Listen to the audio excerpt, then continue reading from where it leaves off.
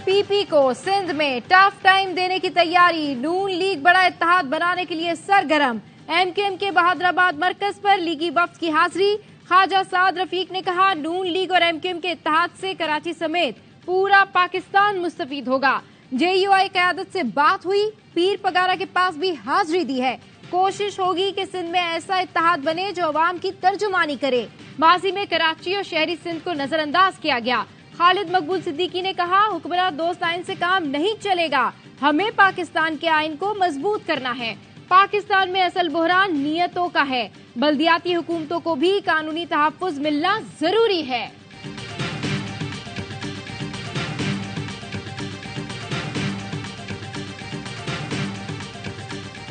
PP के मुखालिफिन को advance में नाकामी मुबारक। शर्जील मेमन का रद्द अमल। कहा, पीपल्स पार्टी के खिलाफ इत्तेहाद बनाने वालों को 8 फरवरी को तारीखी शिकस्त होगी। अगले वज़ीर आज़म का डोमिसाइल सूबा सिंध से होगा। बोले, तारीख देख लें, जब भी धांधली हुई नून लीग इख्तदार में आई। 2018 में एक नाअहल थोपा गया, नहीं चाहते 2024 में भी ऐसा हो। नून लीग, पीटीआई, एमकेएम तीनों ने तासुब और तकसीम की बात की। पीपल्स पार्टी वाहिद जमात है जो सबको जोड़कर काम करने की बात करती है।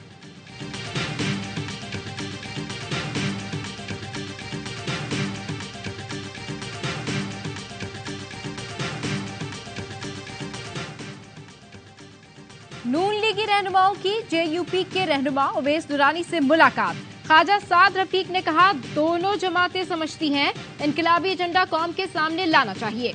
गुज़िश्ता रोज शर्जील इनाम मेमन के बेटे की शादी में शिरकत की। सियासतदानों में इख्तिलाफ होते हुए भी राब्ता होना चाहिए। शाह उवैस दुरानी ने कहा, तमाम जमहूरी कुव्वतों ने सख्त सफर साथ गुजारा है। आईनी हुदूद में रहकर अदम एतमाद लाकर नए सफर का आगाज किया।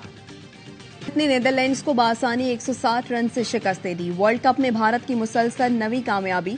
भारत ने नीदरलैंड्स के खिलाफ 410 रन का पहाड़ खड़ा किया। नीदरलैंड्स 250 रन पर ढेर। मेजबान टीम ने 4 विकेटों पर 410 रन बनाए। केएल राहुल ने 62 गेंदों पर सेंचुरी स्कोर की। शरियासर ने 128 रन की इनिंग्स खेली।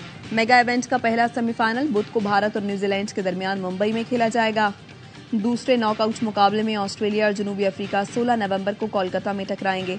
मेगा इवेंट के तमाम मैचेस देखिए ए स्पोर्ट्स पर बराह रास्त।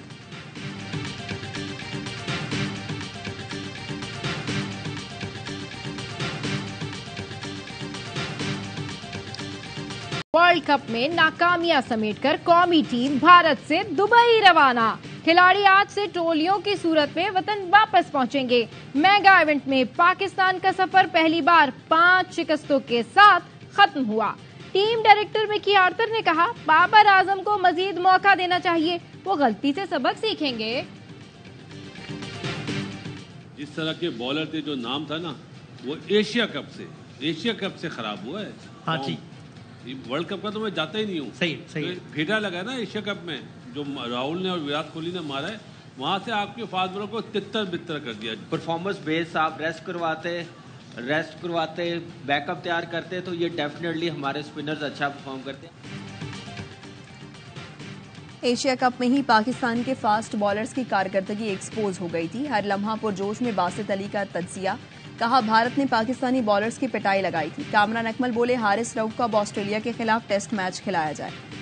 15 से 16 ओवर कराएगा तो हारिस के साथ टीम का भी फायदा होगा। अजहर अली ने कहा, पाकिस्तानी स्पिन बॉलर्स 1 साल से नहीं चल रहे थे, उन्हें आराम दिया जाता तो वर्ल्ड कप में अच्छी कारकर्दगी दिखाते। मुस्तफा चौधरी ने रूपधारा मौलाना फजलुर रहमान का, आदि ने लगाया कॉमेडी का तड़का। 2018 के इलेक्शन में धांधली हुई थी। अवाम की राय के बरक्स मुल्क पर एक हुकूमत मुसल्लत की गई थी जिसका एजेंडा था मुल्क की मईशत को तबाह करना, पाकिस्तान को तकसीम करना। पाकिस्तान में ऐसी हुकूमत मुसल्लत की गई जिसका एजेंडा मुल्क को तकसीम करना, मईशत तबाह करना और इसराइल को तस्लीम करना था। मौलाना फजलुर रहमान का मरी में जलसे से खिताब। अवामी राय के बरक्स आने वाली हुकूमत को हम जमी बोझ करने तक लड़ते रहे। जब पाकिस्तान दिवालियापन के किनारे पर पहुंचा तो लोगों की आंखें खुली। पहले सिर्फ हम चेयरमैन पीटीआई को फितना कहते थे, अब हर कोई इसे फितना कहता है। चीन और सऊदी अरब कहते हैं, ऐसा सादिक अमीन दोबारा आया तो हमारी तौबा। अब जिसको तुम चोर कहते हो उसके आने पर वो पैसा देने को तैयार है। पीटीआई ने पीडीएम की इत्तेहादी हुकूमत की कारकर्दगी पर व्हाइट पेपर जारी कर दिया। तर्जुमान पीटीआई के मुताबिक पीडीएम ने 16 माह में अच्छी भली चलती मईशत को तबाही के दहाने पर ला खड़ा किया। पीडीएम हुकूमत ने बैरूनी कर्ज में तकरीबन 20 खरब रुपए का इजाफा किया। महंगाई ने कुव्वत खरीद खत्म कर दी और गुर्बत की शरह में तेजी से इजाफा हुआ। पाकिस्तानी रुपया तकरीबन 122 दर्जे तक की बदतरीन बेकदरी का शिकार हुआ।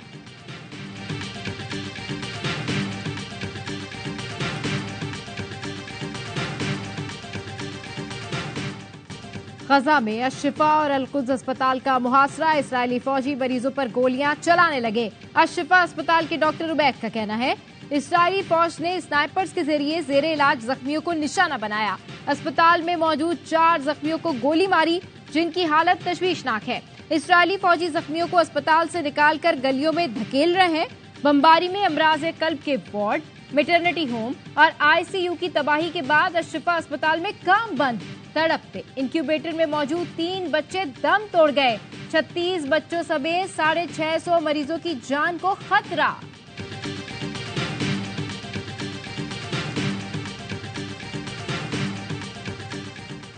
इसराइल का दोबारा जबालिया पनाह गुज़ीन कैंप पर फजाई हमला, 15 फलस्तीनी शहीद, दर्जनों जख्मी।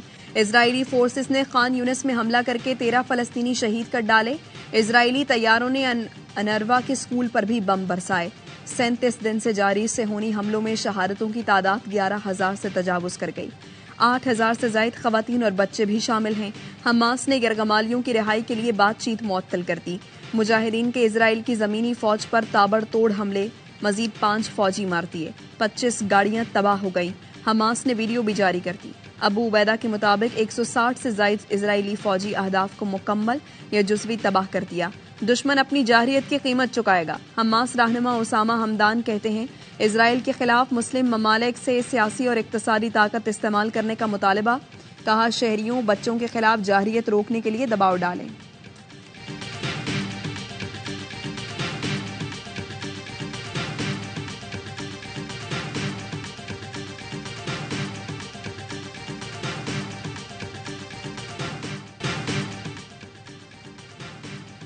आईएमएफ के मुतालबात और सिफारिशात का मरहला आन पहुंचा। पाकिस्तान और आईएमएफ के दरमियान पॉलिसी सतह मुज़ाकरात आज से शुरू होंगे। वजारत खजाना के जराये का कहना है पाकिस्तान पहले जायजे की कामयाबी से तकमील के लिए पुरुमीद। पाकिस्तान तमाम अहम शराइत पूरी कर चुका। पाक आईएमएफ मुज़ाकरात $3 अरब के कलील मुद्दती प्रोग्राम के तहत हो रहे हैं। कामयाबी पर पाकिस्तान को तकरीबन $70 करोड़ की दूसरी किस्त मिलेगी। आईएमएफ की जानिब से डूमोर का भी खदशा। हुकूमत ने आईएमएफ को निजकारी प्रोग्राम पर पेशरफ से आगाह कर दिया। इंतखाबात तक किसी भी इदारे की निजकारी के इम्कानात कम है।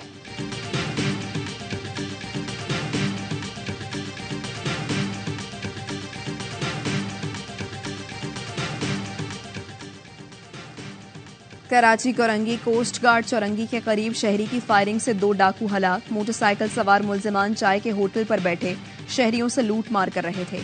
शहरी ने डाकू से असलहा छीनकर फायरिंग कर दी। हलाक डाकुओं से असलहा छीने हुए मोबाइल फोन्स भी बरामद।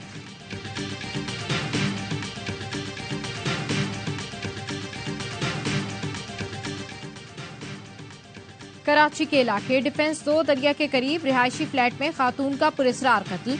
खातून का शौहर और मुलाजिम जेरे हिरासत। शौहर ने पुलिस को बताया कि कुरतुलैन पहले भी जहरीली अशिया खाकर खुदकुशी की कोशिश कर चुकी थी। पुलिस के मुताबिक खातून और उसके शौहर ने घर वालों की मर्जी के बगैर पसंद की शादी की थी। पुलिस को कमरे से हथियार भी मिला।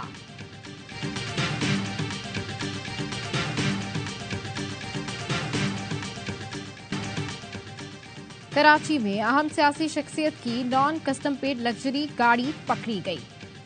कस्टम्स ने रात गए क्लिफ्टन में कार्रवाई करके बुलेट प्रूफ गाड़ी पकड़ी। बुलेट प्रूफ गाड़ी बलूचिस्तान की सियासी शख्सियत का बेटा चला रहा था। कस्टम्स हुक्काम का कहना है 2017 मॉडल की लग्जरी गाड़ी गैर मुल्की शख्सियत पाकिस्तान लाई थी। आर्जी मुद्दत के लिए लाई गई गाड़ी सियासी शख्सियत के जेर इस्तेमाल थी।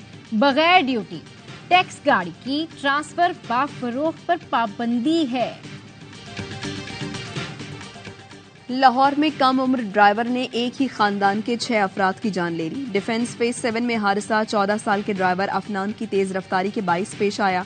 पुलिस ने अफनान को गिरफ्तार करके मुकदमा दर्ज कर लिया। तमाम जांबहक अफराद की नमाज जनाजा अदा कर दी गई। खानदान के सरबराह का पुलिस के अदम ताउन का शिकवा।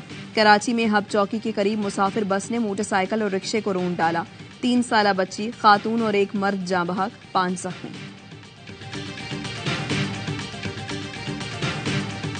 Look at any walks of life, top person mashallah you see is a Memon. हमारा जो प्लान है इस साल का mostly and mainly we are concentrating on education. We have told all our 9 chapters all around the world to start working on education from nursery to secondary to primary to colleges to universities.